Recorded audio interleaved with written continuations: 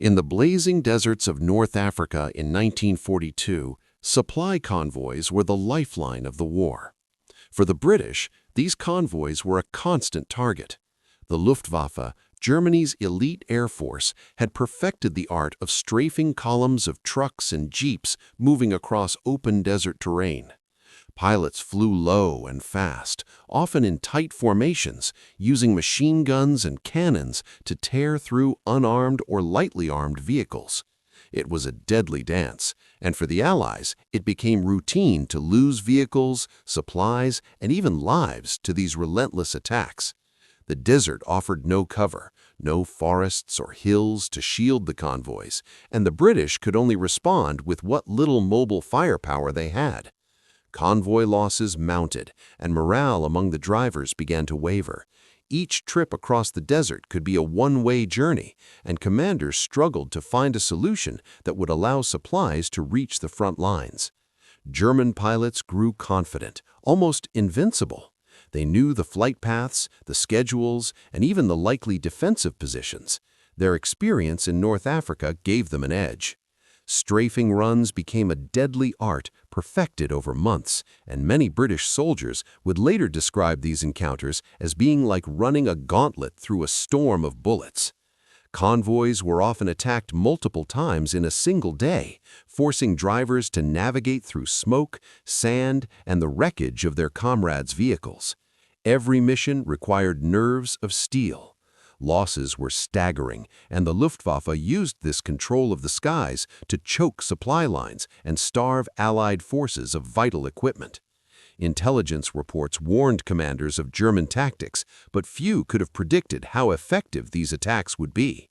The pilots weren't just skilled, they were ruthless, exploiting every vulnerability in convoy formation. Anti-aircraft weapons were few and mostly ineffective. Even small machine guns mounted on trucks could not reach the altitude or speed required to threaten the Luftwaffe fighters. British doctrine had focused on speed and convoy spacing rather than heavy mobile firepower. It was a strategy born of necessity, but it left convoys exposed. Soldiers learned to dive for cover, drivers kept radios open, and commanders coordinated air patrols when possible. Still, losses continued. Some of the most skilled Luftwaffe pilots became legends during these missions, earning reputations for their daring and precision. Convoys were their playground, and the desert their canvas.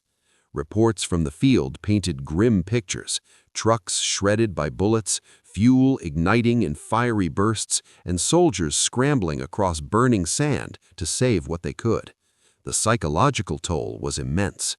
Convoy drivers, often young and inexperienced, faced the terrifying reality that at any moment, death could come from the sky. Yet this harsh environment would soon set the stage for a remarkable shift. The arrival of a new opponent with different tactics would change everything. The desert, once dominated by the Luftwaffe, would become a testing ground for ingenuity, firepower, and survival against the odds. But in these early days, before that change, the story was one of dominance, fear, and the deadly precision of Germany's finest pilots as they turned the North African desert into a deadly arena where only the brave or the lucky survived. In November 1942, everything changed in North Africa. Operation Torch marked the arrival of American forces on the desert sands, bringing a new energy, new tactics, and, unknowingly, a deadly surprise for the Luftwaffe. Hundreds of ships crossed the Atlantic, carrying troops, vehicles, and supplies destined for Morocco and Algeria. The scale was immense.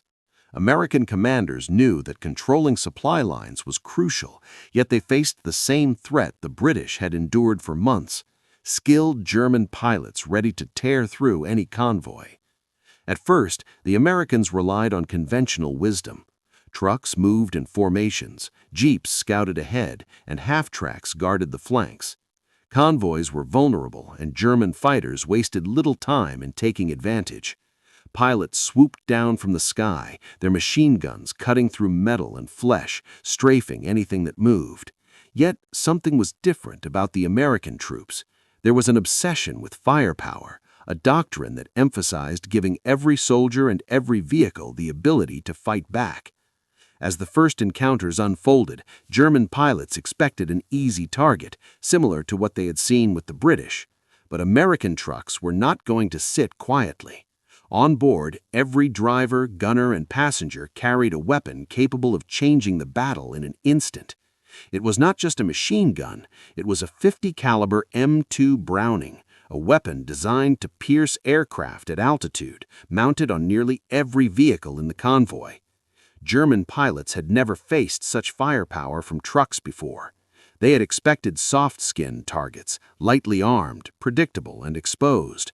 What they did not expect was an entire convoy bristling with guns, each capable of tracking, aiming, and firing with lethal precision.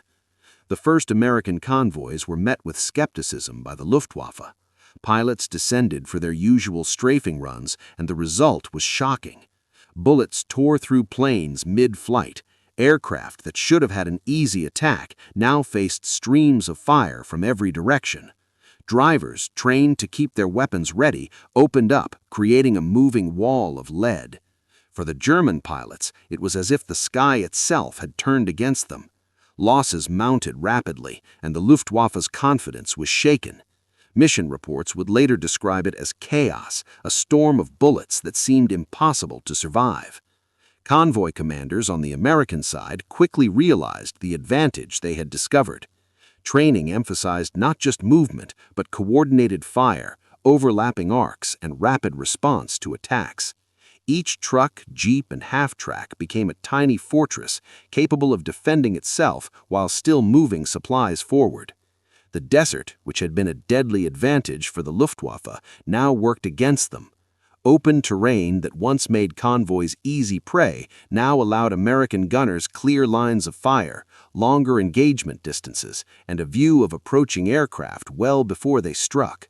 The psychological impact on both sides was profound. German pilots faced a new reality. The skies were no longer a guarantee of dominance. American drivers, once terrified of strafing runs, now felt a grim confidence. They knew that with each vehicle armed and ready, they could survive where others had perished. Operation Torch was more than just a landing of troops, it was a turning point in the Desert War. It introduced tactics, weapons, and doctrine that the Germans were unprepared for. Convoys were no longer mere supply lines, they had become instruments of war themselves. The lessons learned in those first engagements would ripple through the remainder of the campaign. German air tactics had to change, new strategies were forced into existence, and a single weapon, when wielded by prepared troops, could transform the battlefield. Yet, the true potential of this doctrine was only beginning to reveal itself. The desert, harsh and unforgiving, was about to witness a deadly evolution, one where mobility, firepower, and coordination turned ordinary trucks into instruments capable of challenging even the most elite pilots in the Luftwaffe. By early 1943, American convoys in North Africa were no longer just supply lines. They had become mobile fortresses, armed to strike back at the Luftwaffe with deadly precision. At the heart of this transformation was a weapon almost every German pilot underestimated, the .50 caliber M2 Browning, affectionately known by American soldiers as the Ma Deuce. Originally designed during World War I to stop armored aircraft, the M2 had been perfected over decades. It could fire more than 450 rounds per minute, and its bullets could pierce aircraft skin at distances exceeding 6,000 meters. For the Americans, it was more than just a gun, it was a doctrine. Every truck, jeep, and half-track in the convoy carried one. Some had multiple mounts, with gunners trained to fire at approaching aircraft while the vehicles kept moving across the desert. The result was unparalleled. German pilots, accustomed to strafing soft-skinned convoys with minimal resistance, suddenly found themselves under fire from every angle. A single truck could unleash a stream of bullets capable of shredding wings and fuselages. 2, 3, or an entire convoy could create a wall of fire that no fighter could easily penetrate. The first encounters were chaos for the Luftwaffe. Pilots reported seeing tracers crisscross the sky, a storm of fire that made targeting nearly impossible. The sensation was so intense that many described it as a shitstorm, a phrase that quickly became infamous in German mission reports. Aircraft that would have been easy prey were now at serious risk. Losses mounted rapidly. Convoys that once would have suffered minor damage now survived attacks that would have previously destroyed them completely. The Ma-Deuce was not just a defensive weapon, it was a psychological one. German pilots hesitated, approached more cautiously, and adjusted tactics in response. Strafing runs became shorter, higher, and less effective as pilots learned that descending too low could be fatal. American drivers and gunners quickly adapted to this new reality. Training emphasized coordination and overlapping arcs of fire, ensuring that no plane could approach without encountering multiple streams of bullets. Convoy formations shifted from simple columns to zigzagging patterns that maximized defensive firepower. Communication was key. Drivers relayed sightings of enemy aircraft, gunners coordinated with one another, and commanders monitored the overall threat picture to direct fire where it was needed most. Over time, what had started as an ordinary convoy now operated like a mini army on wheels, capable of defending itself while continuing its critical mission of supplying the front lines. Historians have often called this one of the most underrated aspects of American logistics in North Africa. The M2 Browning was more than just a weapon. It reshaped doctrine, forced the Luftwaffe to rethink its air superiority strategy, and ensured that supply lines remained open. The difference between British and American convoys was stark. The British often relied on escorts and air cover, but their vehicles lacked heavy, high-velocity machine guns mounted on mobile platforms. American ingenuity combined with mass production changed that equation. Convoys became lethal in ways the Germans had not anticipated. Pilots learned quickly, sometimes too late, that the desert was no longer empty. Every convoy was a gauntlet, every truck a potential death trap, and every gunner a soldier with the power to take down an aircraft. By the time the Americans fully implemented this doctrine across all convoys, the Luftwaffe faced devastating losses, and the Desert War began to tilt in favor of the Allies. One weapon, a gun designed decades earlier, had transformed supply operations into a force multiplier. It was a lesson in preparation, innovation, and the deadly combination of mobility and firepower. And yet, despite this remarkable shift, the story was far from over. The Luftwaffe would adapt, but the Americans had already proven that doctrine, training, and the right weapon in the right hands could turn even the most vulnerable trucks into instruments capable of challenging the most elite pilots in the sky. By late 1942 and into 1943, the Luftwaffe began to realize that North Africa was no longer the easy hunting ground it had once been. German pilots who had dominated the skies now faced a terrifying new reality. Every convoy carried more than just trucks and supplies. It carried death. The .50 caliber M2 Browning transformed ordinary vehicles into mobile anti-aircraft platforms, and pilots soon learned that a single miscalculation could be fatal. Reports from the field describe encounters that resembled walking into a storm. Tracers flew from every direction, bullets tearing through wings, fuselages, and control surfaces. Pilots tried to adjust tactics, approaching at higher altitudes, coming in faster, or attacking from unexpected angles, but the Americans had anticipated much of this.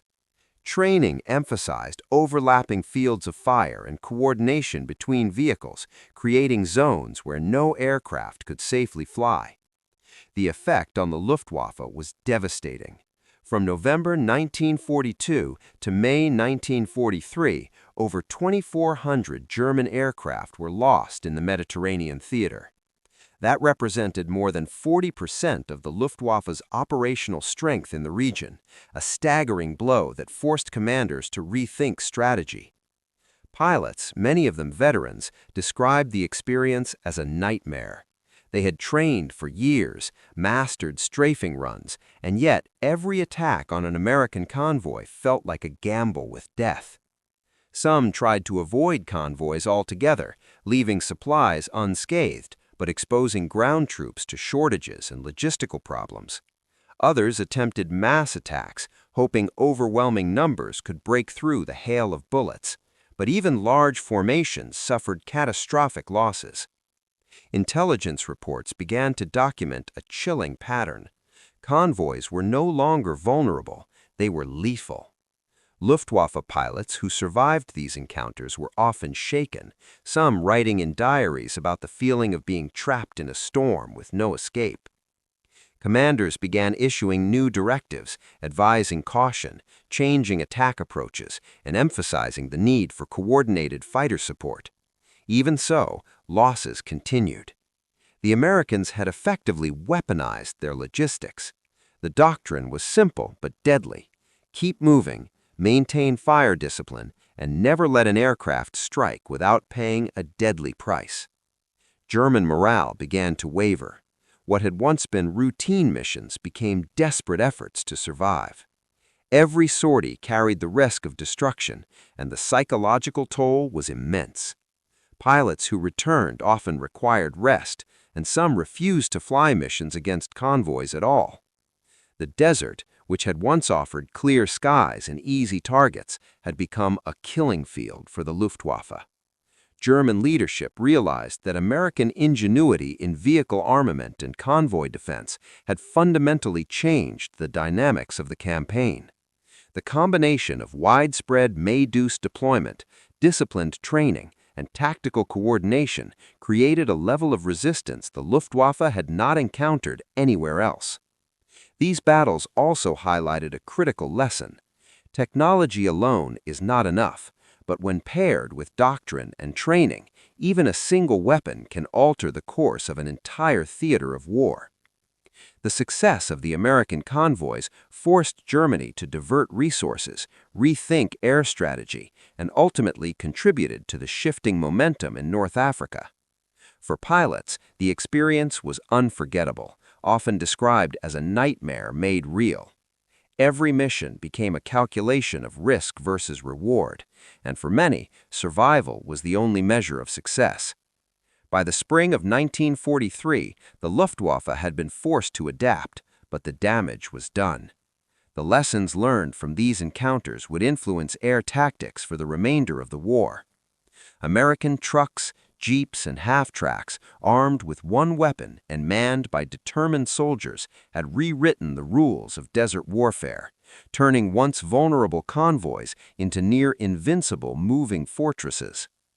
The cost to the Germans was staggering, and the legacy of these battles would serve as a reminder that innovation, training, and determination could transform even the most ordinary logistics operation into a decisive force on the battlefield. The success of American convoys in North Africa was no accident. It was the result of doctrine, preparation, and an obsession with firepower that set them apart from every other Allied force. While British convoys relied on escorts and air cover, their vehicles remained lightly armed, often defenseless against determined strafing runs. The Americans took a different approach. Every vehicle carried a weapon capable of taking on aircraft, and every soldier was trained not only to drive, but to shoot effectively while on the move. The .50 caliber M2 Browning became central to this philosophy. It wasn't simply about having a gun, it was about integrating it into a larger system of defense. Convoys moved in formations that maximized overlapping fields of fire, and gunners were drilled to coordinate with one another, tracking incoming planes and reacting instantly to threats. Communication between vehicles, both visual and radio, ensured that no attack went unnoticed.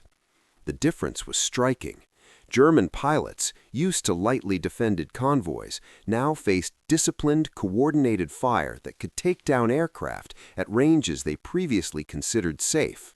The desert, which had once been a perfect hunting ground, now worked against them.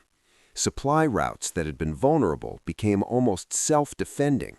Trucks, jeeps, and half-tracks became moving fortresses, each gunner a lethal deterrent, each vehicle an extension of an invisible shield.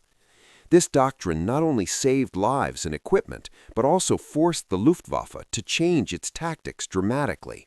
High-speed, low-level attacks became far more dangerous, and pilots began to fly higher, slower, or avoid American convoys altogether. The strategic impact was immediate. American supply lines remained open, equipment reached front lines in greater numbers, and momentum in the North African campaign began to shift in favor of the Allies. Beyond the battlefield, the psychological impact was equally important. German pilots faced the constant fear of a shitstorm of bullets from the ground, while American drivers gained confidence in their ability to survive even the most dangerous encounters. This combination of preparation, training, and doctrine created a multiplier effect. One weapon, the Ma-Deuce, when integrated into a system designed for coordination and flexibility, could transform the battlefield. Historians often note that this approach was uniquely American, reflecting a willingness to innovate and experiment under pressure. It highlighted a key difference between Allied forces. The British had relied heavily on tradition and experience, while Americans were willing to challenge assumptions, mount heavy machine guns on every vehicle, and train soldiers to use them aggressively. The lessons from North Africa echoed far beyond the desert. The concept of arming transport vehicles, coordinating fire across formations, and integrating logistics into combat doctrine would influence military thinking for decades. Convoys became not just a means of supply, but an active component of combat power. American ingenuity turned vulnerability into strength, showing that even the most ordinary trucks could become weapons of war when doctrine, training, and firepower were combined effectively. By the time the North African campaign ended, the impact was clear. American convoy doctrine had saved lives, preserved supplies, and inflicted staggering losses on the Luftwaffe. It was a testament to foresight, preparation, and a deadly potential of a single, well-integrated weapon. The story of the Ma-Deuce and the armored convoys remains one of the most remarkable examples of innovation under fire, proving that in war, sometimes the smallest changes, training a driver to use a machine gun, mounting a Browning on a Jeep, can have the largest consequences. In the end, it was not just the technology, but the way it was used, the discipline of the soldiers, and the foresight of commanders that turned supply trucks into a force capable of reshaping an entire theater of war. The legacy of those convoys would influence military logistics, anti-aircraft doctrine, and combat strategy long after the desert sands of North Africa had cooled.